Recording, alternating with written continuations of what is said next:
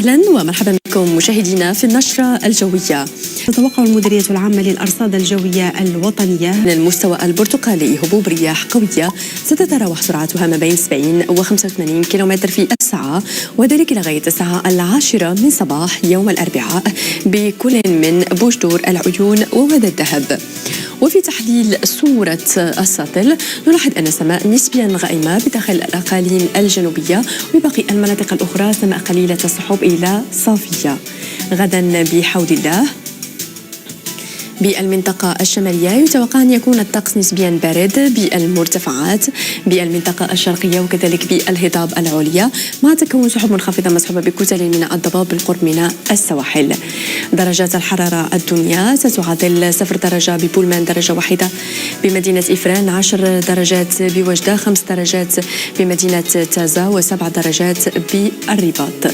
وخلال فترة الظهيرة سيشير المحرار بحول الله إلى 21 درجة بمدينة وجدة، 19 درجة بكل من طنجة والزن وكذلك بمدينة تونات وبالرباط.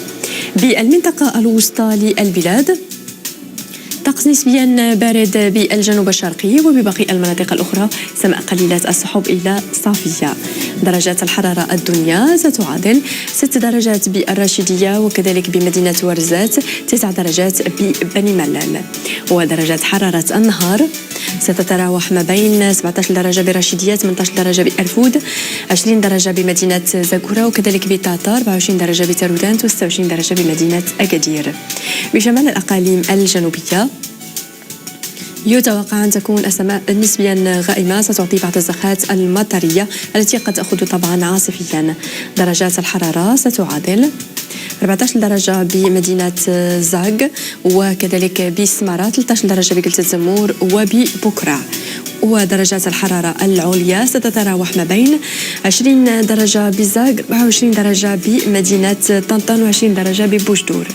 في اتجاهنا لأقصى الأقاليم الجنوبية يتوقع أن تكون السماء نسبيا غائمة، ستعطي زخات مطرية.